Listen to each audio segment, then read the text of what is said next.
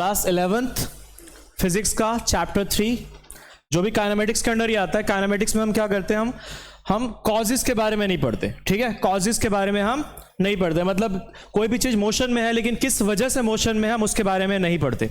हम सिर्फ मोशन को स्टडी करते हैं, मोशन के कॉज को स्टडी नहीं करते। तो काइनेमेटिक्स के दो चैप्टर है। इससे पहला वाला चैप्टर था motion in a straight line और दूसरा चैप्टर है आपका मोशन इन अ प्लेन। अब मोशन इन अ प्लेन में बेसिकली प्लेन एक 2D मोशन होता है हमारे पास। एक प्लेन के अंदर जो मोशन होता है वो कैसा मोशन होता है, 2D। उसमें से भी one of the most famous motion जो है तुम्हारा वो क्या है, प्रोजेक्टाइल मोशन। क्या कहते हैं उसको, प्रोजेक्टाइल मोशन। लेकिन प्रोजेक्टाइल मोशन को स्टडी करने से पहले ना आपको वेक्टर के बारे में अच्छे से नॉलेज होनी चाहिए। किसके बारे में होनी चाहिए नॉलेज, वेक्टर के बारे में। तो सबसे पहले तो ये समझते हैं कि 2D मोशन क्या होता है, ठीक है।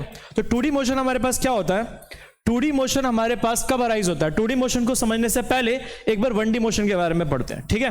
तो 1D मोशन क्या होता है, अगर हम बात करें हमारे पास दो चीजें होती है, एक होती है वेलोसिटी और एक होता है एक्सेलरेशन। क्या होता है, वेलोसिटी एंड एक्सेलरेशन। ये दो चीजें होती है, वेलोसिटी एंड एक्सेलरेशन।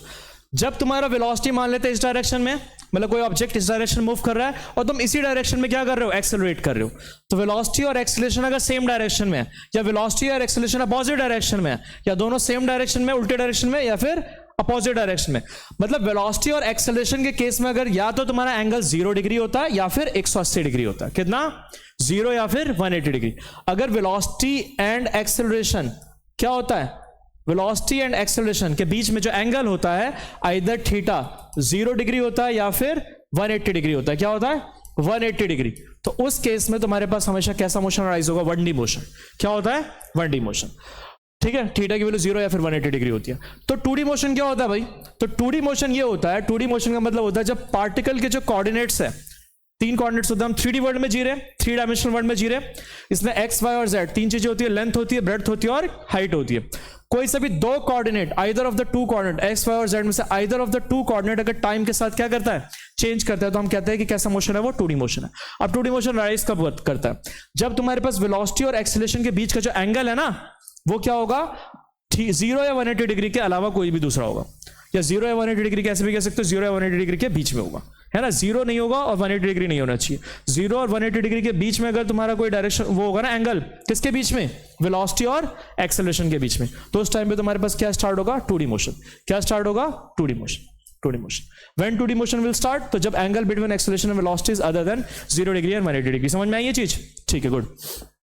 अब वेक्टर क्या होता है, तो जितने भी तुम्हारे हमने पढ़ा था फिजिकल क्वांटिटीज होती है। फिजिकल क्वांटिटीज क्या होती है, जिसको तुम मेजर कर सकते हो।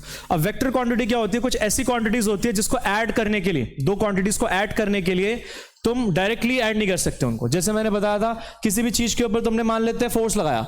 मैं तुमसे पूछ लेता हूँ, कोई ऑब्जेक्ट है और इसके ऊपर तुमने क्या लगाया, फोर्स लगाया। मान लेते हैं एक फोर्स तुमने ऐसे लगाया और एक फोर्स तुमने एक ऐसे लगाया।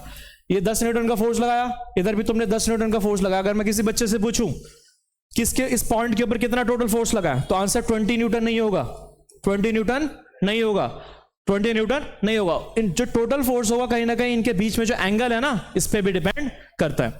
तो ऐसी क्वांटिटी जिसका एडिशन डायरेक्ट नहीं होता उसको हम क्या कहते हैं, वेक्टर फिजिकल क्वांटिटी, जिसके पास एक मैग्नीट्यूड भी होता है और डायरेक्शन भी होता है। और सबसे इंपॉर्टेंट इसमें यह है कि इसके पास इसकी जो एडिशन होती है वो बेस्ड होती है किसके ऊपर, वेक्टर लॉस के ऊपर। अभी वेक्टर लॉस पढ़ेंगे क्या होता है। तो इसकी डायरेक्ट एडिशन नहीं होती, इसका आंसर 20 न्यूटन नहीं होगा, इसका आंसर क्या होगा, कुछ और होगा। अब क्या होगा वो हम देखेंगे, ठीक है।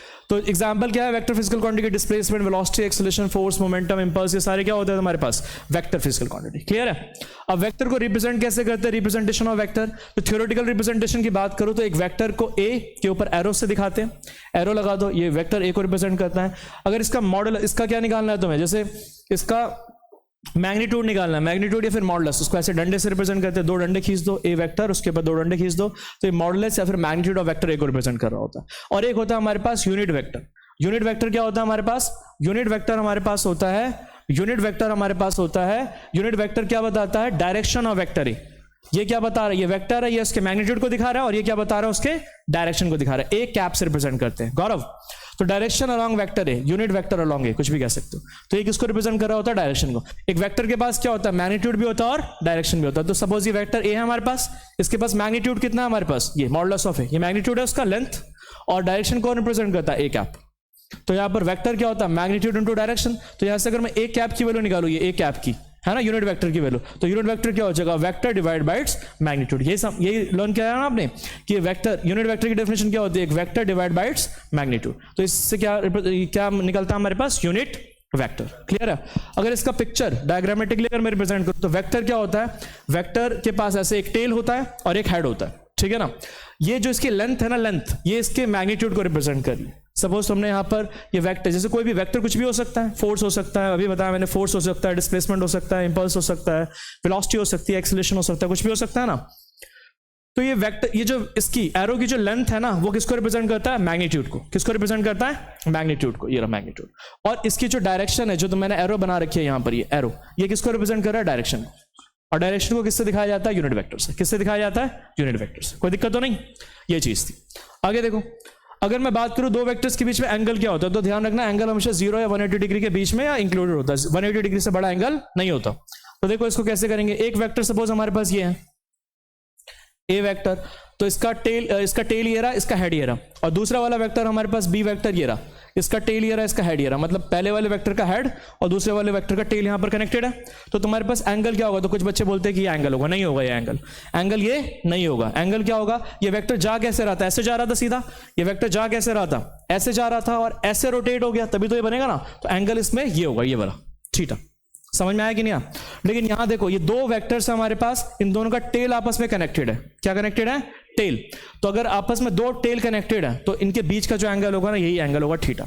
जैसे अगर यहां देखो, यहां पर भी टेल कनेक्टेड है दोनों का, यहां पर इस पॉइंट पे, तो इसमें दो एंगल बन रहे हैं, ये वाला भी बन रहा है और एक ये वाला भी बन रहा है। तो दोनों में से कौन सा एंगल कंसीडर करोगे? तो एंगल मैंने बताया क्या होता है, 0 और 180 डिग्री के बीच में होता है। रिफ्लेक्स एंगल नहीं होता। रिफ्लेक्स एंगल क्या होता है, जो 180 डिग्री से बड़ा हो। तो अगर तुम ये वाला एंगल इसके अंदर कंसीडर नहीं करेंगे, ये नहीं होगा एंगल, इन दोनों के बीच का एंगल ये वाला होगा, छोटा वाला, ठीक है ना, जो 180 डिग्री से छोटा है। क्लियर है यहां तक, कोई दिक्कत तो नहीं? ठीक। आगे देखो नेक्स्ट, अगर हम बात करें टाइप्स ऑफ वेक्टर, तो हमारे पास एक होता है मॉडुलस ऑफ अ वेक्टर। एक वेक्टर का मॉडुलस, वेक्टर का मॉडुलस क्या होता है, बेसिकली उसकी लेंथ होती है। क्या होती है, लेंथ ऑफ वेक्टर है। उसको किससे रिप्रेजेंट करते हैं, वेक्टर के आगे दो डंडी लगा दो, ये दो डंडी ऐसे, ठीक है। उसके बाद होता है तुम्हारा unit vector. Actually unit vector क्या बताता है, ये ध्यान से समझ लेना। ए वेक्टर की डायरेक्शन को बताता है। किसको बताता है, डायरेक्शन ऑफ वेक्टर है। तो इसको रिप्रेजेंट कैसे करते हैं, ये अब फॉर्मूले आपने लर्न कर रखे हैं, लेकिन मतलब किसी को नहीं पता होता। तो ए वेक्टर, ये यूनिट वेक्टर क्या होता है, vector divide by its magnitude, उसकी मॉडुलस या फिर मैग्नीट्यूड से डिवाइड कर दो। इक्वल वेक्टर क्या होता है, इक्वल वेक्टर वो वेक्टर होता है जिसका मैग्नीट्यूड भी सेम होना चाहिए और डायरेक्शन भी सेम होना चाहिए। दो वेक्टर्स है ए और बी, दोनों का मैग्नीट्यूड सेम है। मैग्नीट्यूड सेम है कैसे पता चला, दोनों की लेंथ सेम है और दोनों का डायरेक्शन भी सेम है। एरो सेम डायरेक्शन में जा रही है ना, तो ये दोनों के हमारे पास इक्वल वेक्टर। क्लियर है यहां तक? उसके बाद अगर हम बात करें negative of a vector, negative of a vector का मतलब होता है मैग्नीट्यूड सेम होना चाहिए, डायरेक्शन अपोजिट होनी चाहिए। जैसे एक वेक्टर हमारे पास ए, इसी को उल्टा कर दो, मैग्नीट्यूड मतलब लेंथ सेम है दोनों की, लेकिन डायरेक्शन क्या है, उल्टी है। इसका ये है और इसका ये है, तो दोनों के बीच में एंगल कितना है, 180 डिग्री। कितना होना चाहिए, 180 डिग्री। मैग्नीट्यूड सेम हो और एंगल कितना हो तुम्हारा, 180 डिग्री। एक इधर जा रहा है, किधर जा रहा है, 180 डिग्री का एंगल है ना, तो उसको क्या कहते हैं हम, नेगेटिव ऑफ वेक्टर। रिप्रेजेंट करते हैं वेक्टर ए है, नेगेटिव ऑफ वेक्टर के आगे नेगेटिव लगा दो सही, जिसका डायरेक्शन क्या हो जाएगा, उल्टा हो जाएगा। क्लियर है यहां तक? उसके बाद को इनिशियल वेक्टर। को इनिशियल वेक्टर दो वेक्टर जिसका इनिशियल पॉइंट क्या हो बेटा, सेम हो। जैसे इसका भी इनिशियल पॉइंट यही है, ए वेक्टर का भी और बी वेक्टर का भी इनिशियल पॉइंट क्या है, सेम, और इनके बीच का एंगल थीटा। तो हैविंग सेम इनिशियल पॉइंट, ऐसे वेक्टर जिसका इनिशियल पॉइंट क्या होता है, सेम, उसको को इनिशियल वेक्टर कहते हैं। क्लियर है यहां तक अनस? कोलिनियर वेक्टर क्या होता है, कोलिनियर वेक्टर क्या होता है, lying on the same line, जो सेम लाइन पे लाई कर रहे हो, एक ही लाइन पे लाई कर रहे हो। सपोज हमारे पास एक वेक्टर ये रहा, ए वेक्टर यहां तक है तुम्हारे पास, ठीक है ना, ए वेक्टर क्या हमारे पास यहां तक है और बी वेक्टर इसी के आगे से स्टार्ट हो रहा है, तो दोनों के बीच में एंगल कितना है हमारे पास, 0 डिग्री। कितना है, 0 डिग्री। तो एंगल या तो तुम्हारे पास क्या हो, 0 डिग्री। अब देखो एक वेक्टर ये रहा तुम्हारा ए वेक्टर और बी वेक्टर ये रहा, तो दोनों के बीच में एंगल कितना है हमारे पास, 180 डिग्री। कितना है तुम्हारा, 180 डिग्री।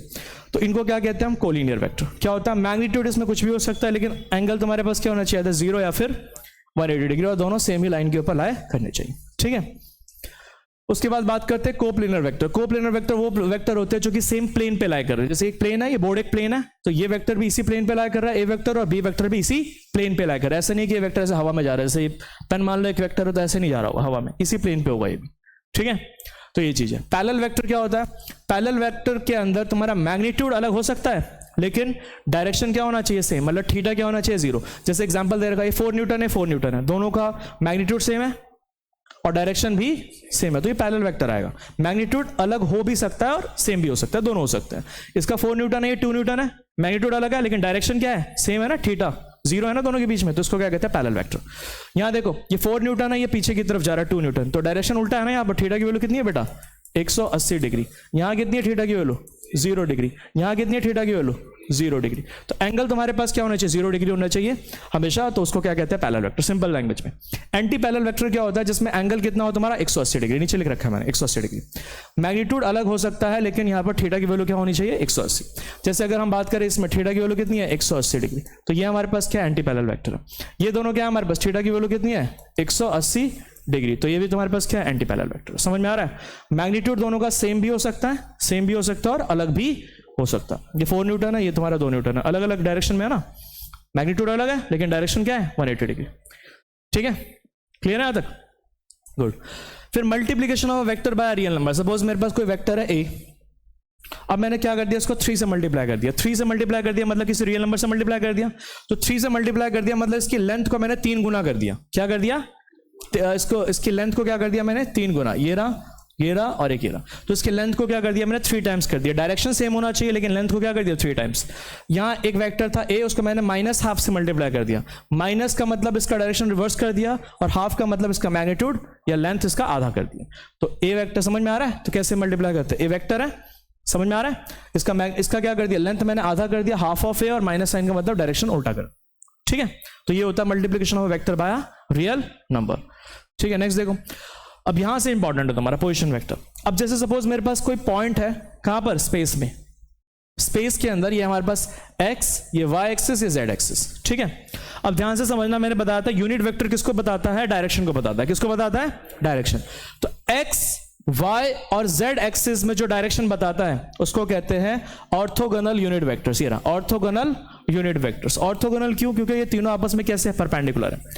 देखो ये किसको रिप्रेजेंट कर रहा है तुम्हारा, ये x एक्सिस के डायरेक्शन को रिप्रेजेंट करता है आई कैप, y एक्सिस के डायरेक्शन को कौन रिप्रेजेंट करता है j कैप, और z एक्सिस के डायरेक्शन को कौन रिप्रेजेंट करता है k कैप। समझ में आया कि नहीं आया।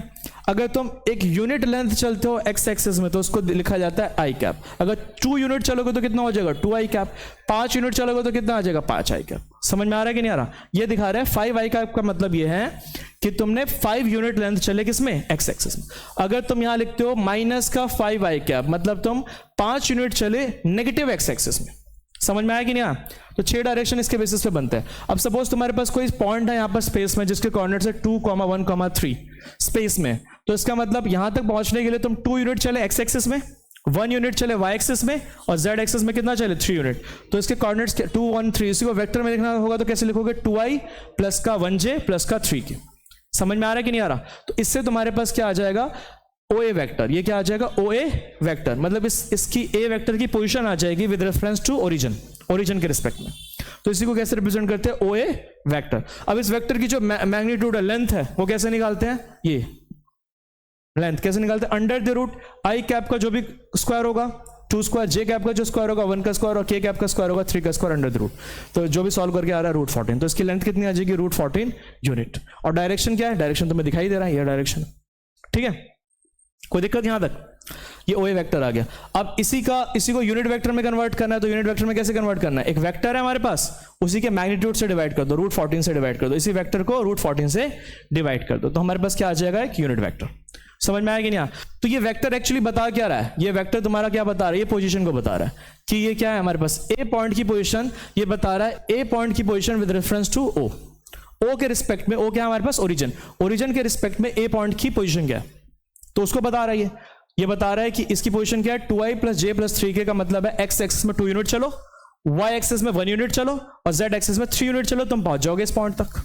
समझ में आ रहा है कि नहीं आ रहा। तो ये तुम्हारा डायरेक्शन भी बता रहा है और मैग्नीट्यूड भी बता रहा है। देखो ये रहा मैग्नीट्यूड, और आई कैप, जे कैप, के कैप डायरेक्शन भी बता रहा है कि x एक्सिस में कितना चलना है 2 यूनिट, y एक्सिस में कितना चलना है 1 यूनिट, और z एक्सिस में कितना चलना है 3 यूनिट। तुम इस पॉइंट तक पहुंच जाओगे, ये पॉइंट तक। तो डायरेक्शन भी बताना ना, कौन सा डायरेक्शन में चलना है, तो ये डायरेक्शन भी बता रहा है और मैग्नीट्यूड भी बता रहा है, लेंथ भी बता रहा है। ठीक है ना, तो इसलिए क्या कहते हैं इसको पोजीशन वेक्टर। अब सपोज हमारे पास 2 पॉइंट्स हैं यहाँ पर, ठीक है, एक पॉइंट A है, दूसरा पॉइंट क्या हमारे पास B है ना। अब मुझे निकालना है डिस्प्लेसमेंट वेक्टर, या A की पोजीशन वेक्टर क्या हो जाएगी OA है ना। A की पोजीशन वेक्टर क्या हो जाएगी OA, जो कि कैसे लिखूंगा i plus j plus k, 1i plus 1j plus 1k। OA vector लिख दिया मैंने यहाँ पर। अब यहां पर हमारे पास बी, ये बी पॉइंट है, बी की पोजीशन वेक्टर कितनी हो जाएगी 2i + 3j + 7 की, वही लिख दिया मैंने यहाँ पर 2i + 3j + 7 के, ओबी वेक्टर। मुझे अगर ए बी वेक्टर निकालना है ना, ए बी वेक्टर, तो कैसे निकलता है, position vector of B minus position vector of A. ये बी ए बी वेक्टर निकालना ना, ए पहले पॉइंट है, बी बाद में लिखा है, तो क्या लिखोगे, पोजीशन वेक्टर ऑफ बी जो बाद में लिखा हुआ है minus position vector of A. समझ में आया, position vector of final point, final मतलब जहां जा रहे हो तुम, minus position vector of initial point. अगर हम बात करें इसके टर्म्स में तो position vector of B minus का पोजीशन वेक्टर ऑफ ए, तो मतलब ओ बी माइनस का ओ ए। समझ में आ रहा है गौरव? तो यहां से क्या आ जाएगा 2i + 3j + 7 के माइनस का i + j + के। तो यहां से i वाला जो है i के साथ माइनस होता है, 2i - i कितना आ जाएगा i, 3j माइनस का j कितना आ जाएगा 2j, 7 के माइनस का k कितना आ जाएगा प्लस का 6। तो ये ए बी जो वेक्टर आया हमारे पास, ए से बी वेक्टर, ये क्या आ गया डिस्प्लेसमेंट वेक्टर। ए और बी के बीच का डिस्प्लेसमेंट ही तो है ना, ये दोनों पॉइंट्स के बीच का डिस्प्लेसमेंट ही कहते हैं ना, shortest part between the initial and final point. और इसका मैग्नीट्यूड फाइंड करना है तो √1 + 4 + 6, इसका स्क्वायर 1 का स्क्वायर, 2 का स्क्वायर 4 और 6 का स्क्वायर 36, तो कितना आ जाएगा √41। समझ में आया कि नहीं आया? तो पोजीशन वेक्टर डिस्प्लेसमेंट वेक्टर कैसे फाइंड करते हैं, क्लियर है? आगे देखो, resolution of vector, very important topic, इससे ज्यादा इंपॉर्टेंट टॉपिक मैं कुछ कह नहीं सकता। ये कहता है कि एक वेक्टर को अगर तुम्हें ब्रेक करना है along x, y and z axis, तो उसको वेक्टर को ब्रेक करने को हम कहते हैं रेजोल्यूशन ऑफ वेक्टर। कहने का मतलब अगर मैंने इस पॉइंट पे कुछ फोर्स लगाया, मान लेते हैं इस डायरेक्शन में लगाया 5 न्यूटन का फोर्स, तो एक बात बताओ, अगर किसी चीज के ऊपर मैं फोर्स लगा रहा हूं, ऐसे ऊपर की तरफ खींच रहा हूं, तो क्या होगा, वो आगे भी जाएगी और ऊपर भी जाएगी, जाएगी कि नहीं जाएगी? रेजोल्यूशन का मतलब होता है कि इस वेक्टर को तुम x एक्सिस और y एक्सिस में क्या करो, ब्रेक करो। ठीक है, मान लेते हैं हॉरिजॉन्टल के साथ कितना एंगल बना रहा है, ये थीटा, कितना बना रहा है, थीटा। ये 5 न्यूटन का फोर्स है हमारे पास, ये कितना बना रहा है, एंगल थीटा बना रहा है। ठीक है, अब यहां से अगर परपेंडिकुलर ड्रॉ कर दूंगा तो ये तुम निकाल सकते हो यहां से OB, OB is base upon hypotenuse, OB upon OA cos theta होता है कि नहीं होता, बेस अपॉन हाइपोटेनियस कितना होता है, कॉस थीटा। तो ओबी की वैल्यू कितनी आ जाएगी हमारे पास, ओए इंटू कॉस थीटा, और ओए की वैल्यू कितनी है हमारे पास 5 न्यूटन, तो 5 न्यूटन इंटू कॉस थीटा, तो ओबी की वैल्यू कितनी हो जाएगी हमारे पास 5 कॉस थीटा। अब मैं तुम्हें यह कहना चाह रहा हूं कि इतना नहीं करने की जरूरत है, इतना तामझाम करने की जरूरत नहीं है लखन। तो तुम्हें क्या करना है, जैसे ये 5 न्यूटन है ना, इसको तुम्हें जिस ऐसे एक्सिस के अलोंग अगर तुम्हें क्या करना है, रिजॉल्व करना है, तो थीटा के साथ वाला जो कंपोनेंट होता है ना, वो होता है कॉस, 5 कॉस थीटा, और थीटा जो जिसमें थीटा नहीं लिखा हुआ है यहां पर, वो होता है तुम्हारा साइन थीटा। जैसे अगर मेरे को ये वाला निकालना है, ए बी लेंथ निकालनी है, तो A B upon O is equal to sine theta होगा, तो ए बी की वैल्यू कितनी हो जाएगी 5 ओ इंटू साइन थीटा, और ओ की वैल्यू कितनी है 5 साइन थीटा। तो ये लेंथ कितनी आ जाएगी 5 साइन थीटा, जितनी ये होगी वही उतनी ये भी होगी, यहां से यहां तक। तो यहां से क्या आ जाएगा तुम्हारे पास, जो तुम्हारा वर्टिकल मतलब ये थीटा के साथ वाला कंपोनेंट क्या होता है, कॉस थीटा, और ये वाला कंपोनेंट क्या होता है, साइन थीटा। इसको याद कर लो, समझ लो इस चीज को, इतना करने की जरूरत नहीं है। ठीक है, अब इसी को मेरे को क्या लिखना है, इसी को क्या लिखना है, वेक्टर की फॉर्म में लिखना है 5 न्यूटन को। तो इसका एक्स एक्सिस में कितना कंपोनेंट है, ये 5 कॉस थीटा है इसका मैग्नीट्यूड, कितने किसमें, एक्स एक्सिस में, तो क्या लिखोगे 5 कॉस थीटा आई कैप डायरेक्शन के साथ, और ऊपर के डायरेक्शन में कितना है 5 साइन थीटा जे कैप, तो कैसे लिखोगे प्लस का 5 साइन थीटा जे कैप। आ रहा है कि नहीं आ रहा समझ में? तो ये तुम्हारा वेक्टर आ जाएगा वो। तो इसी को तुम वेक्टर की फॉर्म में लिखोगे तो ऐसे लिखोगे 5 कॉस थीटा आई कैप और 5 साइन थीटा जे कैप। कहने का मतलब अगर तुम किसी बॉडी के ऊपर ऐसे इस एक पर्टिकुलर एंगल पे अगर तुम फोर्स लगा रहे हो, तो वो आगे जो जाएगा ना, वो बॉडी आगे भी जाएगी और ऊपर भी जाएगी, नहीं जाएगी? तो आगे जो जाएगी ना, आगे ले जाने के लिए उसके लिए ये कंपोनेंट रिस्पॉन्सिबल होगा 5 कॉस थीटा। इसको इस डायरेक्शन में ले जाने के लिए ये रिस्पॉन्सिबल होगा, इसका कोई रोल नहीं होगा। और इसी बॉडी को ऊपर ले जाने के लिए ये फोर्स रिस्पॉन्सिबल होगी, उसमें इसका कोई रोल नहीं होगा। कुछ आ रहा समझ में? तो किसी भी पर्टिकुलरली एंगल पे अगर तुम लगाते हो, कोई फोर्स लगाते हो एंगल पे, तो वो चीज आगे भी जाएगी और ऊपर भी जाएगी। तो इस डायरेक्शन में ले जाने के लिए ये फोर्स रिस्पॉन्सिबल होगा, और ऊपर ले जाने के लिए ये फोर्स रिस्पॉन्सिबल होगा। बहुत ही ज्यादा इंपॉर्टेंट टॉपिक है, समझ में आएगा नहीं है? रेजोल्यूशन ऑफ वेक्टर कैसे करते हैं, क्लियर है? अब इसी के बेसिस पे मैंने क्या दे रखा है, क्वेश्चन दे रखा है, तो इस क्वेश्चन को समझो। यहां पर जैसे अगर मैं बात करूं, ये एक्स एक्सिस और ये वाई एक्सिस लिखा है मैंने क्या कर रखा है, यहां पर देखो, ये एक 4 न्यूटन का फोर्स लगाया, मुझे ओ ए वेक्टर लिखना है, और ये 60 डिग्री का एंगल है किसके साथ, वाई के साथ, ठीक है ना? तो मुझे ओ ए वेक्टर लिखना है। तो देखो ओ ए वेक्टर कैसे लिखोगे, तो अगर मैं बात करूं ओ ए वेक्टर लिखना है मुझे, तो इसके साथ वाला कॉम्पोनेंट एक्स एक्सिस में क्या आ जाएगा तुम्हारे पास, एक्स एक्सिस में क्या आ जाएगा तुम्हारे पास 4 साइन 60, एंगल के साथ वाला कंपोनेंट कॉस वाला होता है, ये कॉस का हो जाएगा। अगर मैं इसी को रिजॉल्व करूं, ये 60 डिग्री का एंगल है, तो एंगल के साथ वाला हो जाएगा 4 cos 60, और जो एंगल के साथ नहीं होगा ये हो जाएगा 4 sin 60। ये आ जाएगा। अब इसी को वेक्टर में लिखना है तो पहले एक्स एक्सेस में कितना चले तुम 4 sin 60, एक्स एक्सेस में कितना कॉम्पोनेंट है 4 sin 60, तो इसको लिखोगे 4 sin 60 आई कैप प्लस 4 cos 60 जे कैप। समझ में आ रहा है सभी को? 4 cos 60 जे कैप हो गया खत्म। वैल्यू डाल दो इसकी, sin 60 की वैल्यू √3/2 होती है और cos 60 की वैल्यू 1/2 होती है, तो यहां से आ गया 2 से कैंसिल हो गया 2√3 आई कैप और यहाँ 2 से 4 कैंसिल हो गया 2 जे कैप, तो वही वेक्टर आ गया तुम्हारा 2√3 आई कैप प्लस का 2 जे कैप। समझ में आया कि नहीं आया? सपोज यहां देखो, ये देखो फिर से देखो, सपोज हमारे पास ये एक इसमें लगा रहे हो तुम, इस डायरेक्शन में लगा रहे हो, 4√2 न्यूटन का तुम फोर्स लगा रहे हो, कितने एंगल पर 45 डिग्री के एंगल पर, तो ये वाला कॉम्पोनेंट कितना हो जाएगा बेटा, तो ये हो जाएगा 4√2 cos 45, कितना हो जाएगा cos 45, और ये वाला कॉम्पोनेंट कितना हो जाएगा 4√2 sin 45, कितना हो जाएगा sin 45। एंगल के साथ वाला cos होता है और दूसरा वाला क्या होता है sin होता है। अब इसी को वेक्टर में लिखना है तुम्हें, तो कैसे लिखोगे, तो देखो उस डायरेक्शन में जो होता है 4√2 cos 45 माइनस आई कैप, क्या लिखोगे माइनस, इधर प्लस आई कैप होता है उधर क्या होता है माइनस आई कैप, और ऊपर की तरफ क्या हो जाएगा प्लस का 4√2 sin 45 और ऊपर के डायरेक्शन में तो कितना आ जाएगा जे कैप, जे कैप। बस इसी को सॉल्व कर लेना, मैंने कहीं लिखा होगा, ये लिखा है यहाँ पर 4√2 cos 45 माइनस आई कैप प्लस का 4√2 sin 45 जे कैप। cos 45 की वैल्यू डाल दोगे तो 1/√2 होती है, √2 से √2 कैंसिल हो जाएगा, तो माइनस का 4 आई कैप, ये माइनस इधर भेज दिया, माइनस का 4 आई कैप, और sin 45 की वैल्यू भी कितनी होती है 1/√2, तो √2 से √2 कैंसिल प्लस का 4 जे कैप, तो ये वेक्टर आ गया तुम्हारे पास 4i माइनस का 4i प्लस का 4 जे कैप। सबसे इंपॉर्टेंट टॉपिक करा रहा हूँ इस पूरे चैप्टर का और सबसे बेसिक चीज करा रहा हूं मैं, समझ में आ रही है कि नहीं आ रही? ठीक है ठीक है, हटाओ इसको। अब देखो इसको तुम्हें रिजॉल्व करना है, इसको रिजॉल्व करना है। ये रहा एक फोर्स है तुम्हारे पास 10 न्यूटन का, कितना इसके साथ 30 डिग्री का एंगल बना रही है, तो जिसके साथ एंगल बना रही होती है तो 10, ये कितना हो जाएगा cos 30 है ना, एंगल के साथ वाला cos कॉम्पोनेंट होता है, और दूसरा वाला क्या होगा बेटा यहाँ पर, ये हो जाएगा तुम्हारा 10 sin 30। समझ में आया कि नहीं आया? तो वही उसी चीज को लिख रखा है यहाँ पर, देखो 10 sin 30, और ये कौन से डायरेक्शन में तुम्हारा, इस डायरेक्शन में कौन सा माइनस आई कैप, तो 10 sin 30 माइनस का आई कैप है ना, माइनस आई कैप, और यहां पर क्या आ जाएगा 10 cos 30 माइनस का जे कैप, ये नीचे वाला क्या माइनस का जे कैप। तो वैल्यू डाल दी sin 30 की 1/2 से 10 कैंसिल, तो 5 आ जाएगा, और cos 30 की वैल्यू √3/2 होती है, 2 से 10 कैंसिल 5√3 आ जाएगा। दोनों माइनस माइनस में आ रहे कि नहीं आ रहे? समझ में आ रहा है कि नहीं आ रहा? यही था बस, इसके अंदर बहुत इंपॉर्टेंट चीज बता रहा हूं, अगर कुछ समझ नहीं आ रहा तो बता रहा हूं। ओडी जैसे ये डी वेक्टर है, इस डायरेक्शन में क्या लगा रहा हूं 6 न्यूटन का फोर्स लगा रहा हूं, और एंगल कितना लगा रहा हूं मान लेते 60 डिग्री पे, ठीक है। तो ये वाला कॉम्पोनेंट कितना हो जाएगा, ये वाला, ये एंगल के साथ वाला कॉम्पोनेंट कितना हो जाएगा 6 cos 60 डिग्री, और ये वाला वर्टिकल कॉम्पोनेंट कितना हो जाएगा तुम्हारे पास 6 sin 60, ठीक है ना। इसी को वेक्टर में लिखना है तो कैसे लिखोगे 6 cos 60, इस डायरेक्शन में क्या कहते हैं आई कैप, और नीचे की तरफ क्या आ जाएगा प्लस का 6 sin 60 माइनस का जे कैप, वही लिखा हुआ है मैंने 6 cos 60 आई कैप प्लस का 6 sin 60 माइनस का जे कैप। वैल्यू डाल दी cos 60 की, तो ये आ गया हमारे पास फाइनेंस। कुछ आया समझ में आ रहा है, कुछ आ रहा है ना नर्स? ठीक है, कोई दिक्कत है तो बताओ यहाँ पर। तो रेजोल्यूशन ऑफ वेक्टर कैसे करते समझ में आया? हाँ, वेक्टर को रिजॉल्व कैसे करते समझ में आया कुछ? ये बहुत ज्यादा इंपॉर्टेंट टॉपिक है, ठीक है लखन। तो वेक्टर एडिशन, अब दो वेक्टर्स का एडिशन कैसे करते हैं हम? तो दो वेक्टर्स को ऐड करने के हमारे पास दो मेथड्स हैं, एक है triangle law of vector addition और एक होता है हमारे पास parallelogram law of vector addition.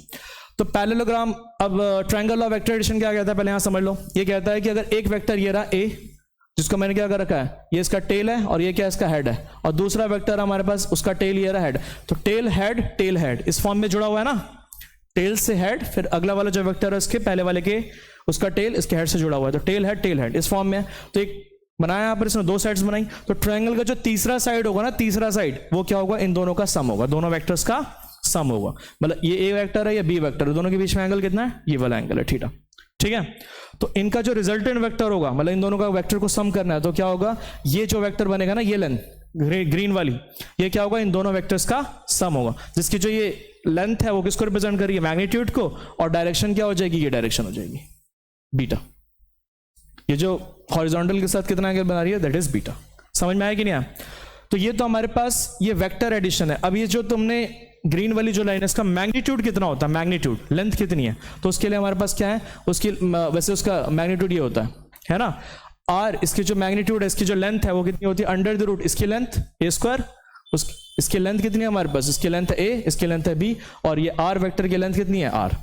तो जो इसकी टोटल लेंथ होगी ना हमारे पास, मैग्नीट्यूड होगा, उसका फॉर्मूला क्या, under the root A square plus B square plus 2ab और कॉस थीटा। समझ में आया? इस चीज को मैंने डिराइव भी करा रखा है, तो देख सकते हैं यहां पर, इस चीज को मैंने यहां पर डिराइव करा रखा है। देखो तो triangle law vector addition statement देख लो, ये कहता है state that the two vector acting on a particle, अगर एक ट्रायंगल बन रखा है, देखो इसकी डायरेक्शन क्या हमारे पास, ये इसकी डायरेक्शन क्या हमारे पास, ये, तो इसकी रिजल्टेंट की डायरेक्शन अगर एक गोल में जाए तो ऐसे होनी चाहिए, ऐसे गए, ऐसे गए, अरे ऐसे गए तो एक फ्लो में जाओगे तो ऐसे होनी चाहिए ना। तो जो अपोजिट डायरेक्शन में होती है ना, लेकिन रिजल्टेंट की डायरेक्शन ये है हमारे पास, तो अपोजिट डायरेक्शन में जो होती है ना वही क्या होता है, रिजल्टेंट होता है, वही लिखा हुआ है। It state that the two vector acting on a particle at the same time, किसी पार्टिकल के ऊपर दो वेक्टर्स काम कर रहे हैं, तो at the same time are represented in magnitude and direction by the two sides of the triangle, उसका उस वेक्टर को तुम मैग्नीट्यूड और डायरेक्शन में रिप्रेजेंट कर रहे हो ट्रायंगल के दो साइड से, तो जो तीसरी साइड बनेगी ना वो क्या होगी, इन दोनों का सम होगा, इन दोनों वेक्टर्स का सम होगा, रिजल्टेंट होगा, क्या होगा, रिजल्टेंट। तो taken in one order, their resultant vector is represented in magnitude and direction by the third side of the triangle taken in opposite order, मतलब अगर फ्लो में देखें तो इसका ऐसा होना चाहिए था फ्लो, लेकिन इसका फ्लो क्या है, अपोजिट है। समझ में आ रहा है कि नहीं आ रहा? फिर हमने डेरिवेशन कैसे करी थी, ध्यान से देखो, ये हमारे पास सपोज ये ए वेक्टर है, इसकी लेंथ कितनी है, ये कितनी है हमारे पास, बी वेक्टर है, इसकी लेंथ कितनी है, बी। अब यहां से क्या करो, एक परपेंडिकुलर ड्रॉ करो, इसको आगे पीछे एक्सटेंड करो, ओपी को आगे एक्सटेंड करो, यहां से एक परपेंडिकुलर ड्रॉ करो, है ना, यहां से ये एंगल थीटा है, तो ये अगर लेंथ तुम्हारी बी है तो ये कितनी हो जाएगी, बी कॉस थीटा, और ये कितनी हो जाएगी, बी साइन थीटा। अभी थोड़ी देर पहले तो बताया कि इसको रिजॉल्व करना है तो एंगल के साथ वाला कॉम्पोनेंट कॉस थीटा होता है और ये क्या हो जाएगा, साइन थीटा। इसको पूरा प्रॉपर लिख दो, कोई दिक्कत नहीं है। यहाँ pn upon P Q is equal to cos theta, तो pn upon P Q is equal to cos theta, तो pn की वैल्यू कितनी आ जाएगी, पी क्यू कॉस थीटा, और पी क्यू की लेंथ कितनी है, बी, कितनी है, बी, तो बी कॉस थीटा आ जाएगी। सिमिलरली अगर यहाँ पर देखो Q N upon P Q is equal to sine theta, तो क्यू एन की वैल्यू कितनी आ जाएगी, बी साइन थीटा।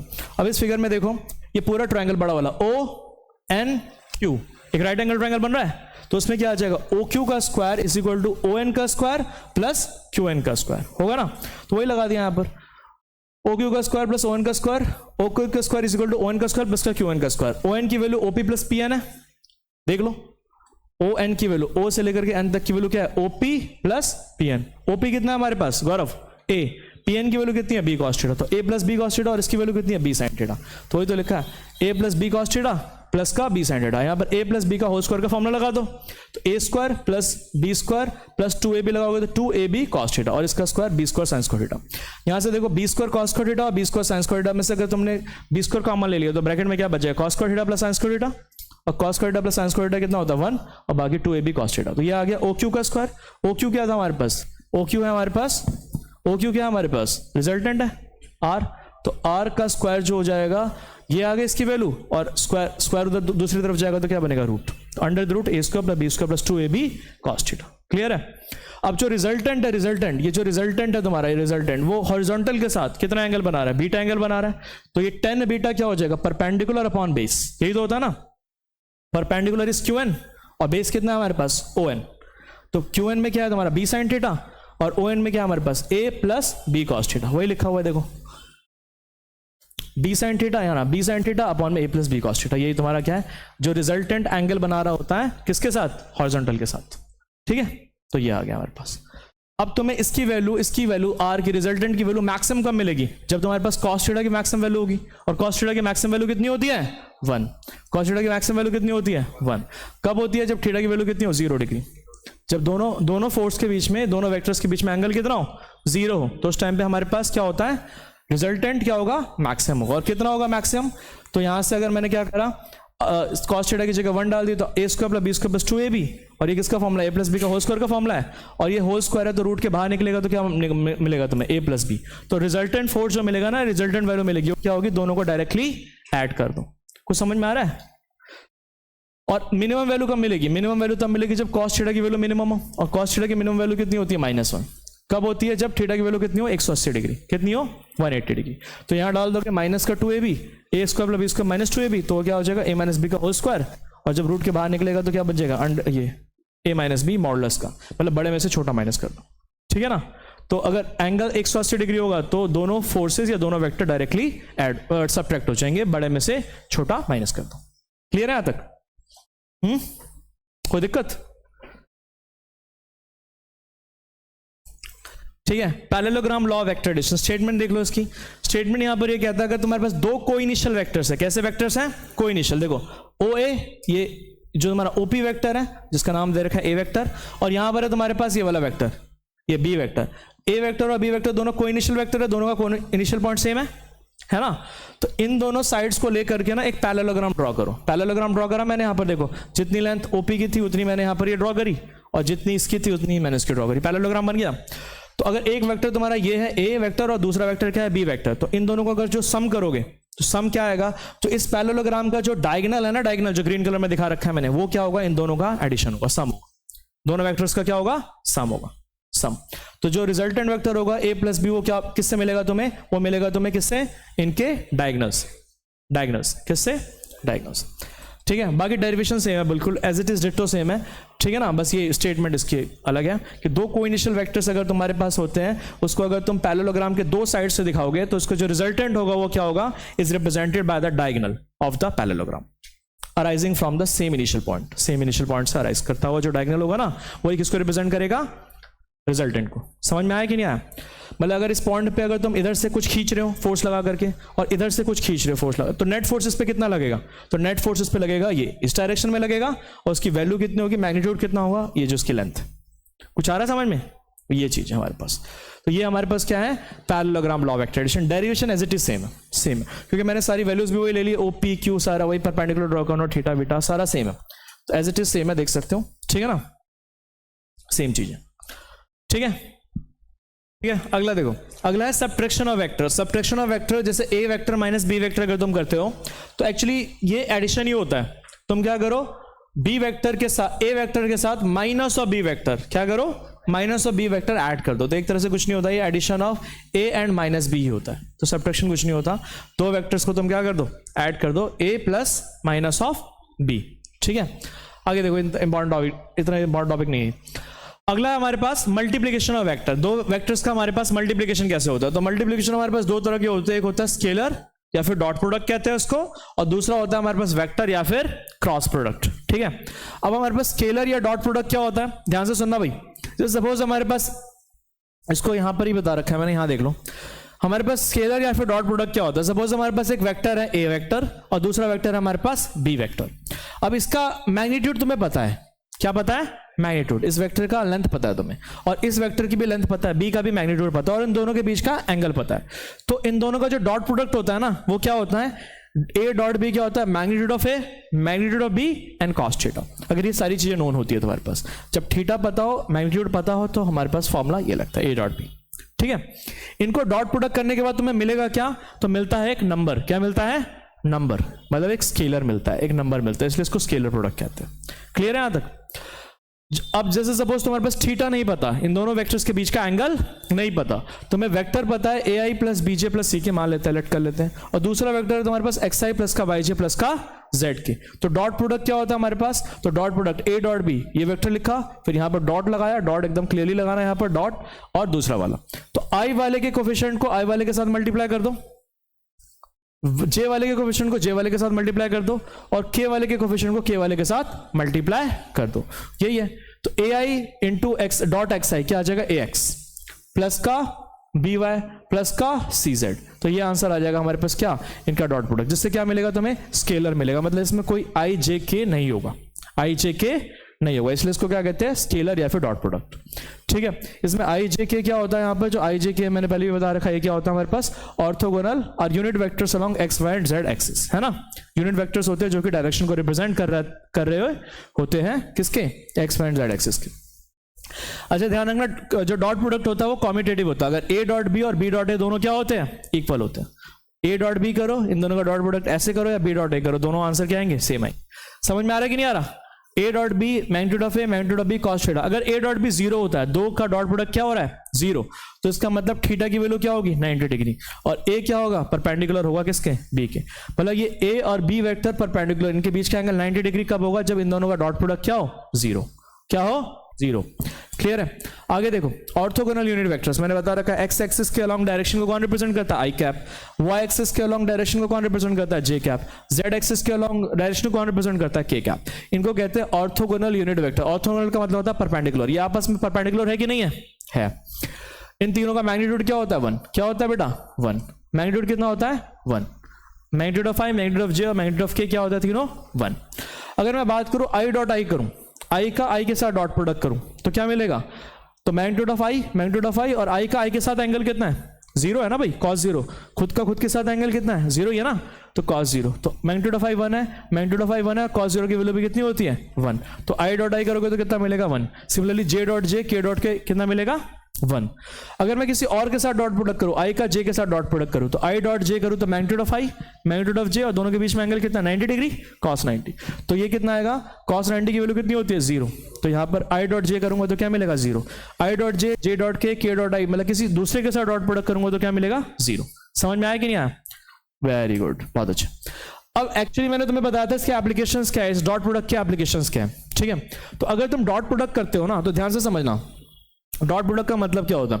तो अगर मैं बात करूं डॉट प्रोडक्ट का मतलब क्या होता है, तो ये तुम्हारे पास एक वेक्टर है a और ये एक वेक्टर है तुम्हारे पास b, अब इन दोनों का डॉट प्रोडक्ट कर रहा हूं मैं, क्या कर रहा हूं dot product a dot b। तो इसका मतलब क्या होता है, तो इसका मतलब होता है कि b वेक्टर का कंपोनेंट a के अलोंग कितना है, अरे ये b वेक्टर है, a के अलोंग कितना, अगर एंगल दोनों के बीच में कितना है थीटा है, तो ये b है तो ये कितना हो जाएगा b cos थीटा, ये लेंथ कितनी हो जाएगी b cos थीटा, है ना, और ये पूरी लेंथ कितनी है a, यहां से लेकर के यहां तक की लेंथ कितनी है a। तो जब मैं a डॉट b करता हूं ना तो क्या करता हूं, a डॉट b का फॉर्मूला क्या होता है magnitude of a, magnitude of b cos theta, तो मैं किसको मल्टीप्लाई कर रहा हूं मैग्नीट्यूड ऑफ a और b cos थीटा को मल्टीप्लाई नहीं कर रहा, तो मैं क्या कर रहा हूं a को a के साथ किसको मल्टीप्लाई कर रहा हूं b का जो कंपोनेंट है a के अलोंग, b का कंपोनेंट a के अलोंग कितना है b cos थीटा है ना, b cos theta into a, मतलब इस लेंथ को और इस लेंथ को क्या कर रहा हूं मैं मल्टीप्लाई कर रहा हूं। b का जो लेंथ है कंपोनेंट है अलोंग a वो कितना है b cos थीटा, और a की जो लेंथ है वो कितनी है a, तो दोनों को मल्टीप्लाई कर रहा हूं ना मैं a into b cos theta, तभी तो आ रहा है a b cos थीटा आ रहा है ना। तो a डॉट b एक्चुअली क्या होता है लेंथ ऑफ a का लेंथ और प्रोजेक्शन, इसको कहते हैं जो ये तुमने इसकी जो लेंथ ली ना b का लेंथ अलोंग a, इसको कहते हैं projection of b along a, क्या कहते हैं projection of b along a, मतलब यहां से अगर तुम एक शेडो गिराओगे इसके ऊपर b वेक्टर के ऊपर, एक a वेक्टर के ऊपर b का शेडो गिराओगे तो उसकी लेंथ कितनी होगी इतनी होगी। समझ में आया कि नहीं आया। तो यहां पर क्या हो रहा है जब मैं डॉट प्रोडक्ट करता हूं तो a का मल्टीप्लीकेशन किसके साथ करता हूं, ये लेंथ a की लेंथ जो है उसको किससे मल्टीप्लाई करता हूं b की लेंथ जो कि किसके अलोंग है a के अलोंग, तो b की लेंथ a के अलोंग कितनी है b cos थीटा और a की लेंथ कितनी है a, तो दोनों को मल्टीप्लाई करना ही कहलाता है तुम्हारा डॉट प्रोडक्ट। समझ में आया कि नहीं आया। a डॉट b का मतलब होता है magnitude of a, magnitude of b cos theta, ठीक है। अब एक फॉर्मूला होता है तुम्हारा projection of a on b, a का प्रोजेक्शन b के ऊपर ले रहे हो या projection of b on a, b का प्रोजेक्शन a पे ले रहे हो, a पे तो कितना होगा तुम्हारे पास, तो वो होगा तुम्हारे पास कितना, वो कितना होगा b cos थीटा होगा कि नहीं होगा, देखो ना b का प्रोजेक्शन a पे कितना होगा b cos थीटा, चेक कर लो वो आ रहा है कि नहीं आ रहा, चेक कर लो। ये देखो a डॉट b क्या होता है हमारे पास a b cos थीटा होता है ना, और अपॉन में नीचे क्या है तुम्हारा a, तो यहां से कैंसिल हो जाएगा a से, तो क्या आ जाएगा b cos थीटा ही आ जाएगा। समझ में आया कि नहीं आया, ये होता है हमारे पास। तो projection of a on b का फॉर्मूला होता है a dot b upon magnitude of b, जिसके ऊपर जो तुम प्रोजेक्शन निकाल रहे हो ना, जैसे अगर तुम b के ऊपर प्रोजेक्शन निकाल रहे हो किसका a का, तो इन दोनों का डॉट प्रोडक्ट करो और जिसके ऊपर प्रोजेक्शन निकाल रहे हो ना उसका मैग्नीट्यूड डिवाइड में, ठीक है। अगर तुम यहां पर क्या कर रहे हो b का प्रोजेक्शन निकाल रहे हो a के ऊपर, तो इन दोनों का डॉट प्रोडक्ट करो और मैग्नीट्यूड ऑफ a डिवाइड में, मतलब वही होता है बेटा, मतलब ये होता है b का प्रोजेक्शन a पे कितना होगा b cos थीटा, चेक कर लो यहां से कितना आ रहा है a b, ये लिखे देता हूं इसको cos थीटा अपॉन में a से a कैंसिल हो जाएगा तो कितना आ रहा है b cos थीटा, ये तो आ रहा है, यही तो है। तो इसी का यही मतलब होता है projection of b on a का मतलब होता है ये b cos थीटा, इतनी लेंथ। हाँ a डॉट b का प्रोजेक्शन लेना है तो कितना आ जाएगा तुम्हारे पास a b cos theta upon में कितना आ जाएगा b से b कैंसिल तो कितना आ जाएगा a cos थीटा, इसका प्रोजेक्शन अगर इसके ऊपर ले रहे हो तो कितना आ जाएगा a cos थीटा। क्लियर है, बस ये चीज है। समझ में आया कि नहीं आया, ठीक है। आगे देखो, अब जो तुम्हारे डॉट प्रोडक्ट है ना बहुत सारी फिजिकल क्वांटिटीज को फाइंड करने में यूज होते हैं। फॉर एग्जांपल वर्क अगर तुम्हें फाइंड करना है ना तो उसका फॉर्मूला होता है F डॉट S, क्या dot product of force and displacement. Clear है यहां तक, है ना। पावर का फॉर्मूला होता है F डॉट V, फोर्स और वेलोसिटी का डॉट प्रोडक्ट। इलेक्ट्रिक फ्लक्स जो कि 12th क्लास में पढ़ोगे, फ्लक्स होता है इलेक्ट्रिक फील्ड डॉट A, मतलब इलेक्ट्रिक फील्ड और एरिया का डॉट प्रोडक्ट। मैग्नेटिक फ्लक्स, ये भी 12th क्लास में पढ़ोगे, मैग्नेटिक फील्ड और एरिया का डॉट प्रोडक्ट। ये डॉट प्रोडक्ट दिखाई दे रहा है, ये डॉट है, ठीक है, ये डॉट है। करंट होता है जे डॉट ए, करंट होता है तुम्हारे पास करंट डेंसिटी और एरिया का डॉट प्रोडक्ट। ये सब 12th क्लास में पढ़ोगे तुम। अभी तुम्हारे सिलेबस में ये दोनों है, ये कराऊंगा आगे चल करके रोटेशन वाले चैप्टर में ये चीज करोगे, ठीक है। तो डॉट प्रोडक्ट कुछ फिजिकल क्वांटिटीज को फाइंड करने में यूज होता है, इसलिए डॉट प्रोडक्ट पढ़ना जरूरी है। वेक्टर प्रोडक्ट क्या होता है? जैसे सेम चीज, दो हमारे पास वेक्टर है, सपोज एक वेक्टर ए है, दूसरा वेक्टर क्या है तुम्हारे पास बी है। इसको ध्यान से समझना, एक वेक्टर ए है, दूसरा वेक्टर बी है, इसका लेंथ पता है तुम्हें, इसकी लेंथ पता है तुम्हें, और इन दोनों के बीच का एंगल पता है। तो इन दोनों का क्रॉस प्रोडक्ट क्या होता है? Magnitude of A magnitude of B sine theta. A cross B जब करते हो ना, जब ए क्रॉस बी करते हो तो तुम्हारे पास एक वेक्टर ही आता है। क्या आता है? वेक्टर। और वेक्टर के पास दो चीजें होती है, मैग्नीट्यूड भी होता है और डायरेक्शन भी होता है।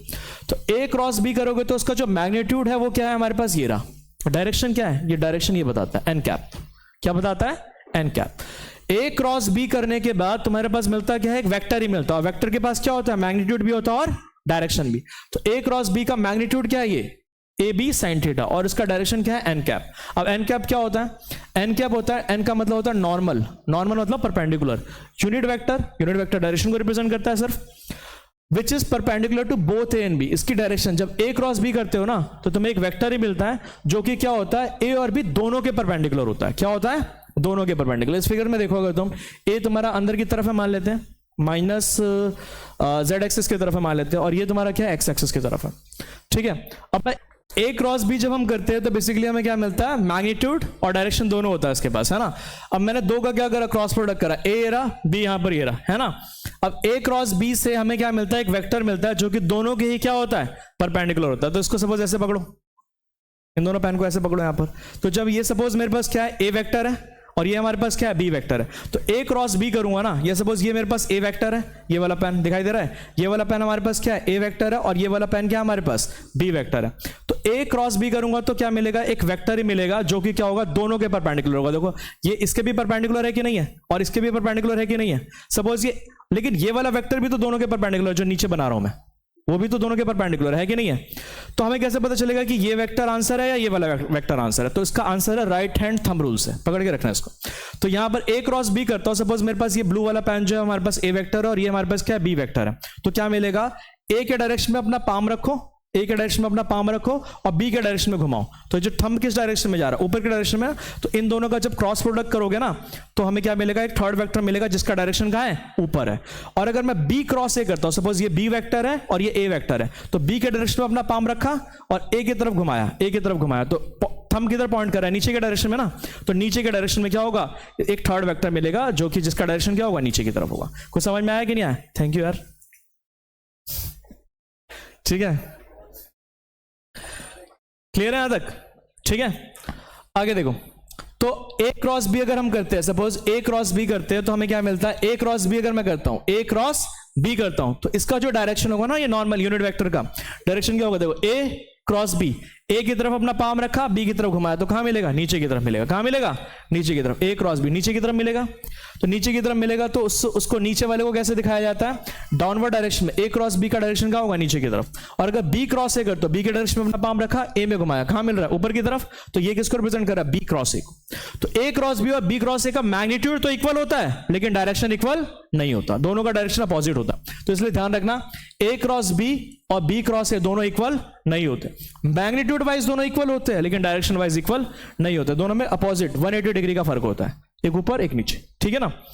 तो ए क्रॉस बी का मैग्नीट्यूड मैंने लिख रखा है ना, ये तो इक्वल होता है, लेकिन डायरेक्शन इक्वल नहीं होता।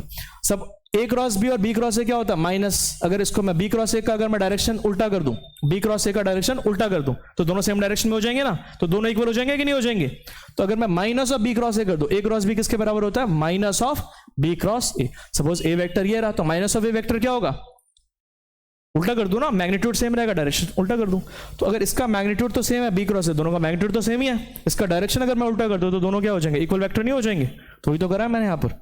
ए क्रॉस बी है, इसका अगर मैं क्या कर दूं? बी क्रॉस ए का डायरेक्शन उल्टा कर दूं, कैसे होगा? माइनस साइन लगा करके आगे, तो दोनों का मैग्नीट्यूड भी सेम हो जाएगा, डायरेक्शन भी सेम हो जाएगा, तो दोनों क्या हो जाएंगे? Equal vector. क्या हो जाएंगे? Equal vector. समझ में आया कि नहीं आया? Very good. तो ये तुम फॉर्मूला तब लगाते हो, magnitude of A magnitude of B sine theta, तब लगाते हो जब तुम्हारे पास क्या गिवन हो? जब तुम्हारे पास थीटा पता हो। क्या पता हो? एंगल पता हो दोनों का, और दोनों का लेंथ पता हो, मैग्नीट्यूड पता हो, ठीक है ना। तब ये वेक्टर लगा, ये वाला फॉर्मूला लगाते हो। और डायरेक्शन किससे निकालते हो? राइट हैंड थंब रूल से। Very important, right hand thumb rule से लगाना आया समझ में? आया? ए के डायरेक्शन में रखो अपना पाम, बी में घुमा लो, जिस डायरेक्शन में तुम्हारा अंगूठा पॉइंट करेगा वही तुम्हारा क्या है, इसका डायरेक्शन है, ए क्रॉस बी का। ठीक है, आगे देखो। अब तुम्हारे पास जब थीटा ना पता हो, दोनों वेक्टर्स के बीच का एंगल ना पता हो, है ना, ए वेक्टर है ये बी वेक्टर है, तो तुम्हें क्या ना पता हो? एंगल ना पता हो। तो एंगल ना पता हो, ए वेक्टर पता है तुम्हें, बी वेक्टर पता है तुम्हें, तो ए क्रॉस बी कैसे निकलता है तुम्हारे पास? तो ए क्रॉस बी निकलता है तुम्हारा, देखो डिटर्मिनेंट मेथड से। कैसे करोगे? ये दो लाइंस खींचो यहां पर, इसको डिटर्मिनेंट कहते हैं, डिटर्मिनेंट फाइंड करना। आई जे के, क्या लिखो यहां पर? पहले ए वेक्टर है ना यहां पर, तो ए वेक्टर के कोफिशिएंट्स यहां लिखो 2 3 6, कितने? 2 3 6 लिख दिया। फिर बी वेक्टर के कोफिशिएंट्स लिखो 3 -4 2, लिखा 3 -4 2। समझ में आया तक? 3 -4 2। अब क्या करना है तुम्हें यहां पर? जब अब यहां लिखो आई कैप लिख दिया, यहां आई कैप लिखो, एक ब्रैकेट बना दो, फिर यहां माइनस का जे कैप लिखो, यहां पर एक ब्रैकेट बना दो, और प्लस का के कैप लिखो और यहां पर क्या बना दो? एक ब्रैकेट बना दो। अब इस ब्रैकेट के अंदर वाला नंबर कैसे लिखना है? देखो आई लिखा, ब्रैकेट बना दिया, माइनस का जे लिखा, ब्रैकेट बना दिया, प्लस का के लिखा और ब्रैकेट बना दिया। ठीक है, ये चीज करने के बाद ध्यान से देखना, जब ये वाला पहला वाला ब्रैकेट कैसे फिल होता है? आई कैप के जो ब्रैकेट है वो कैसे फिल करते हो? आई वाला कॉलम और आई वाला रो छुपा लो। अब इसको इससे मल्टीप्लाई करो, 3 × 2 6, माइनस का साइन 3 2 6 लिखा है यहां पर, फिर माइनस का साइन माइनस लगाया, फिर 6 × -4 कितना होगा? -24, ये लिखा। समझ में आया कि नहीं आया? फिर जब तुम क्या कर रहे हो, इसका जे कैप निकालो, जे कैप, तो इसको छुपा लिया, इसको छुपा लिया, तुम क्या करोगे? 2 × 2 कितना आएगा? 4, माइनस का साइन लगाया फिर बीच में, और फिर 6 × 3 कितना आएगा? 18, ये लगा दिया, 6 × 3 18। समझ में आया कि नहीं आया? फिर इसके केस में, के कैप के केस में, इसके केस में 2 × -4 करो, कितना आएगा? -8, और फिर माइनस का साइन लगाओ, फिर 3 × 3 कितना? 9, ये आ गया। बस इसको सॉल्व कर दो, 6 माइनस -24 30 आई, यहाँ आ जाएगा 14 जे, और यहाँ आ जाएगा तुम्हारा माइनस का 17 के। तो तुमने जब क्रॉस प्रोडक्ट किया, ए क्रॉस बी करा, तो तुम्हें क्या मिला? अगेन एक वेक्टर ही मिला कि नहीं मिला, है ना? और इस वेक्टर का जो मैग्नीट्यूड है कैसे निकालोगे? इस वेक्टर का जो मैग्नीट्यूड है कैसे निकालोगे? वही √30 का स्क्वायर प्लस 14 का स्क्वायर प्लस -17 का स्क्वायर। समझ में आ रहा है कि नहीं आ रहा? तो इससे तुम्हारा क्या निकल जाएगा? ए क्रॉस बी का मैग्नीट्यूड निकल जाएगा। अब इन दोनों का क्रॉस प्रोडक्ट करने के बाद तुम्हें क्या मिलेगा? एक थर्ड वेक्टर ही मिलेगा, एक थर्ड वेक्टर ही मिलेगा। सपोज ये ए था हमारे पास, ये बी था, और एक थर्ड वेक्टर मिलेगा सी, जो कि क्या है? इसके भी परपेंडिकुलर है और इसके भी परपेंडिकुलर है, दोनों के परपेंडिकुलर। समझ में आया नहीं है? तो ए क्रॉस बी करूंगा, ए के डायरेक्शन में रखा मैंने, बी के डायरेक्शन में घुमाया, तो ए वेक्टर का सी वेक्टर कहां मिलेगा? ऊपर के डायरेक्शन में। समझ में आ रहा है कि नहीं आ रहा? तो इसका डायरेक्शन क्या होगा? ऊपर होगा। क्लियर है ये चीज? तो सी वेक्टर मिलेगा। और डॉट प्रोडक्ट करना है, तो डॉट प्रोडक्ट कुछ नहीं होता, इनके कोफिशिएंट्स को मल्टीप्लाई कर दो, 2 3 6 प्लस 3 × -4 इज -12, और 6 × 2 इज 12। तो आंसर क्या आ जाएगा? -12 + 12 कैंसिल, तो आंसर क्या आ जाएगा? 6। तो देखो डॉट प्रोडक्ट करा तो एक नंबर मिला, लेकिन क्रॉस प्रोडक्ट करने के बाद क्या मिला? एक वेक्टर मिला, जिसमें आई जे के कैप तीनों आ रहे हैं। समझ में आ रहा है? ठीक, कोई दिक्कत तो नहीं? तो एक वेक्टर मिलता है, वेक्टर जब क्रॉस प्रोडक्ट करते हो तो एक वेक्टर मिलता है, डॉट प्रोडक्ट करते हो तो एक नंबर मिलता है। क्लियर है? अब वेक्टर है तो उसके पास मैग्नीट्यूड भी है, ये रहा मैग्नीट्यूड, और डायरेक्शन भी है, डायरेक्शन ये रहा, दोनों के परपेंडिकुलर, ए और बी दोनों के परपेंडिकुलर। परपेंडिकुलर ऊपर भी हो सकता है, नीचे भी हो सकता है। कैसे पता चलेगा ऊपर है कि नीचे है? Right hand thumb rule. A के डायरेक्शन में रखा अपना, बी के डायरेक्शन में घुमाया, क्योंकि ए क्रॉस बी है ना, तो पहले वाले के डायरेक्शन में तुमने अपना पाम रखा और दूसरे में घुमाया, जिस डायरेक्शन में अंगूठा पॉइंट करेगा वही डायरेक्शन तुम्हारा क्या है? सी वेक्टर का डायरेक्शन है। क्लियर है यहां तक? Right hand thumb rule. ठीक है, तो इसका जो भी रिजल्ट आएगा वो आई जे के कैप के साथ आएगा। दिखाई दे रहा ना? रिजल्ट आई जे के कैप के साथ आएगा, मतलब डायरेक्शन भी है इसके पास। नेक्स्ट देखो एप्लीकेशन क्या होता है। अगर तुम्हारे पास दो वेक्टर्स का क्रॉस प्रोडक्ट 0 आ रहा है, मतलब दोनों वेक्टर्स कैसे है तुम्हारे? पैरेलल है। कैसे है? पैरेलल है। ए क्रॉस बी करने से एक थर्ड वेक्टर मिलता है, जिसका डायरेक्शन जो परपेंडिकुलर होता है दोनों के ही, ए और बी दोनों के ही परपेंडिकुलर होता है। समझ में आ रहा है? ए क्रॉस बी करने से एक थर्ड वेक्टर मिलेगा जो दोनों के ही क्या होता है? परपेंडिकुलर होता है। ठीक है, अब ऐसे फिजिक्स में बहुत सारे फिजिकल क्वांटिटीज है जो हम क्रॉस प्रोडक्ट से फाइंड करते हैं। किससे फाइंड करते हैं? क्रॉस प्रोडक्ट से। जैसे ओमेगा एंगुलर वेलोसिटी, आर होता है रेडियस, ठीक है ना? तो ओमेगा क्रॉस आर से हमें मिलता है वेलोसिटी। क्या मिलती है? Velocity. Alpha cross R, alpha is angular acceleration, cross R इससे मिलता है हमें acceleration, linear acceleration. R cross P, radius R cross P से हमें मिलता है एंगुलर मोमेंटम। ये हमारे पास आर और पी हमारे पास है linear momentum. Similarly R cross F, दोनों का क्रॉस प्रोडक्ट से मिलता है तो हमें टॉर्क। ये सब पढ़ेंगे हम आगे वाली क्लासेस में। समझ में आ रहा है कि नहीं आ रहा? ये सारी चीजें हम पढ़ने वाले रोटेशन वाले चैप्टर के अंदर। तो काफी जो हमें फिजिक्स के अंदर बहुत सारी चीजें, बहुत सारे फिजिकल क्वांटिटी हमें किससे मिलते हैं? क्रॉस प्रोडक्ट करने से मिलते हैं। किससे मिलते हैं? Cross product. इसलिए क्रॉस प्रोडक्ट करना सीख। मतलब सीखना जरूरी है, ठीक है, कोई दिक्कत तो नहीं। तो बस यही था, वेक्टर की जितने भी मतलब कंसेप्ट्स थे मैंने करा दिए। इस एक बार फिर रिवाइज कर लो। कोई वेक्टर है तुम्हारे पास ai plus bj plus ck, इसका मैग्नीट्यूड कैसे निकलता है? Under the root I cap का coefficient a square b square plus c square. Unit vector कैसे निकलता है? यूनिट वेक्टर निकलता है एक vector divide by its magnitude. इसके वेक्टर को इसके मैग्नीट्यूड से डिवाइड कर दोगे, ये वेक्टर था उसके मैग्नीट्यूड से डिवाइड कर दोगे तो बनेगा यूनिट वेक्टर। ए कैप से रिप्रेजेंट करते हैं, जो कि किसको रिप्रेजेंट करता है? डायरेक्शन को, ठीक है ना। अगर ए वेक्टर है तो ए कैप किसको रिप्रेजेंट करेगा? इसकी मैग्नीट्यूड तो 1 होगी, ए कैप की मैग्नीट्यूड कितनी होगी? 1 होगी, और डायरेक्शन क्या होगा? इसी वेक्टर के अलॉन्ग होगा, ठीक है, समझ में आ रहा है। सपोज तुम्हारे पास ए वेक्टर ये है, बी वेक्टर ये, और दोनों के बीच का एंगल कितना है? थीटा है। क्या एंगल हमारे पास? थीटा। तो इन दोनों का net force, net vector resultant मतलब इन दोनों का सम कितना होगा? तो फॉर्मूला क्या है हमारे पास? Under the root a square plus b square plus 2ab cos theta. ये डिराइव करा चुका हूं मैं यहां पर, ठीक है। मल्टीप्लिकेशन अभी थोड़ी देर पहले देखा हमने, डॉट प्रोडक्ट और क्रॉस प्रोडक्ट। देख सकते हो एक बार, a वेक्टर है, b वेक्टर है, दोनों का डॉट प्रोडक्ट ऐसे होता है। और जब a और b पता होगा मतलब और थीटा पता होगा तो ये फॉर्मूला है। 2 फॉर्मूले से तुम्हारे पास, ठीक है। सिमिलरली वेक्टर और क्रॉस प्रोडक्ट कैसे करते हैं हम? a क्रॉस b, जब मैग्नीट्यूड पता हो और एंगल पता हो तो ये फॉर्मूला होगा, और जब ना पता हो तो ये फॉर्मूला होगा। इस तरह से निकालते हैं इसको, ठीक है ना। आई कैप के केस में इसको छिपाया, इसको छिपाया, b इंटू जेड माइनस सी इंटू आई, ये आ जाएगा। माइनस जे के कैप के केस में इसको छिपाया, इसको छिपाया, a इंटू जेड माइनस का c इंटू एक्स। के कैप के केस में इसको छिपाया, इसको छिपाया, a इंटू वाई माइनस का b इंटू एक्स। वही लिखा है यहाँ पर, हो गया, ठीक है। इससे क्या होता है? a क्रॉस b करने से तुम्हें क्या मिलता है? ये उसका मैग्नीट्यूड और डायरेक्शन क्या होगा तुम्हारा? डायरेक्शन मिलता है राइट हैंड थंब रूल से। क्लियर है। यूनिट वेक्टर कैसे निकालते हैं? एक वेक्टर है, उस ये वेक्टर उसके मैग्नीट्यूड से डिवाइड कर दो। ये वेक्टर था, उसका मैग्नीट्यूड से डिवाइड कर दिया, 3 का स्क्वायर प्लस 4 का स्क्वायर माइनस 5 का स्क्वायर, है ना। तो यहां से हमारे पास क्या आ गया? ये 50 आ गया, इसकी रूट 50, तो हर एक के नीचे रूट 50 को लिख सकते हो 5 रूट 2, और 5 हर एक के नीचे लिख दो 3/5 root 2 I cap, 4/5 root 2 J cap, and minus 5/5 root 2 K cap, ठीक है। तो यूनिट वेक्टर निकल गया, ठीक है। एक कांस्टेंट फोर्स है 2i प्लस 3j प्लस का 4k। फोर्स कितना है? 2i प्लस 3j प्लस का 4k। और हमारे पास क्या है? डिस्प्लेसमेंट कितना आ रहा है? 2i प्लस 3j प्लस का 4k आ रहा है। तो तुम्हें क्या निकालना है? Work done. क्या निकालना है? Work done. तो वर्क क्या होता है हमारे पास? F dot S, dot product होता है ना दोनों का। तो ये रहा फोर्स, ये रहा ये डिस्प्लेसमेंट, दोनों का डॉट प्रोडक्ट कर दो। i वाला i के साथ डॉट प्रोडक्ट हो जाएगा, 2 2 4, 3 वाला 3 के साथ 3 3 9, 4 वाला 4, k वाला k के साथ 4 4 16, सबको ऐड कर दो। 4 + 9 + 16 कितना आ जाएगा? 29 जूल, ठीक है। इस तरह से करते हैं। समझ में आ रहा है कि नहीं आ रहा? डॉट प्रोडक्ट का एप्लीकेशन क्या है कि वर्क निकालने के लिए तुम्हें डॉट प्रोडक्ट सीखना पड़ेगा, क्योंकि F डॉट S होता है वर्क, है ना, डॉट प्रोडक्ट होता है, ठीक है। अगला क्वेश्चन देखो, 2 इक्वल वेक्टर्स है जिसका रिजल्टेंट जो है ना उन्हीं दोनों के बराबर है। मतलब अगर मान लेता हूं रिजल्टेंट का फॉर्मूला क्या होता है? Under the root a square plus b square plus 2ab cos theta, हमने डिराइव किया था। a और b की वैल्यू और r की वैल्यू तीनों क्या है? इक्वल है। मान लेते हैं x है, ठीक है ना। तो सबकी जगह r, a और b की जगह x डाल दो। x is equal to under the root x square plus 2ab की जगह x स्क्वायर cos थीटा, ये आ जाएगा। फिर क्या करो? x इज इक्वल टू यहाँ ऐड करोगे x square plus x square 2x square plus 2x square cos theta, squaring कर दो। यहाँ पर क्या कर दिया? 2x स्क्वायर मैंने क्या कर लिया? कॉमन ले लिया। 2x स्क्वायर क्या ले लिया मैंने? कॉमन ले लिया, या x स्क्वायर कॉमन ले लिया मैंने यहाँ से, तो 2 प्लस का 2 cos थीटा आ जाएगा। फिर मैंने क्या करा? स्क्वायरिंग कर दी दोनों तरफ, या x स्क्वायर तुम्हारा रूट के बाहर निकल जाएगा, x बाहर निकलेगा, x से x कैंसिल, तो यहाँ से आ जाएगा 1 is equal to under the root 2 + 2 cos theta, और स्क्वायरिंग कर दूंगा तो यहाँ 1 आ जाएगा, यहाँ से रूट चला जाएगा, तो 2 उधर जाएगा तो 1 - 2 -1 आ जाएगा। -1 is equal to 2 cos theta, और cos थीटा की वैल्यू कितनी आ जाएगी? -1/2, और cos थीटा की वैल्यू -1/2 कौन से एंगल पर होती है? 120 डिग्री पे। इसको लर्न कर लो, ठीक है ना। cos थीटा की वैल्यू -1/2 कहां पर होती है? 120 डिग्री। कहने वाला अगर मेरे पास 10 न्यूटन का फोर्स इधर लगाया, इधर से 10 न्यूटन का फोर्स लगाया इस पॉइंट पे मैंने, और दोनों के बीच में एंगल कितना है ना? 120 डिग्री। तो रिजल्टेंट जो नेट फोर्स होगा ना वो भी कितना होगा? 10 न्यूटन ही होगा। जब दो इक्वल फोर्सेस के बीच में एंगल कितना हो? 120 डिग्री, तो रिजल्टेंट फोर्स भी कितना होगा? सेम ही होगा, 10 न्यूटन, ठीक है ना, और बिल्कुल बीच में होगा इनके, ठीक है। क्लियर है यहां तक? नेक्स्ट देखो, अब कह रहा है कि for what value of m the vector this and this is perpendicular. तो परपेंडिकुलर है तो इन दोनों का डॉट प्रोडक्ट क्या होगा? 0। बताया था ना, अगर दो वेक्टर्स अगर परपेंडिकुलर होते हैं तो उनका डॉट प्रोडक्ट क्या होता है? 0। तो a dot b is equal to 0 कर दो, तो 2i प्लस का 3j माइनस का 6k, वो लिखा डॉट, ये क्या 3i माइनस का mj प्लस का 6k, यहाँ लिखा दोनों को डॉट प्रोडक्ट 0 के बराबर रख दिया।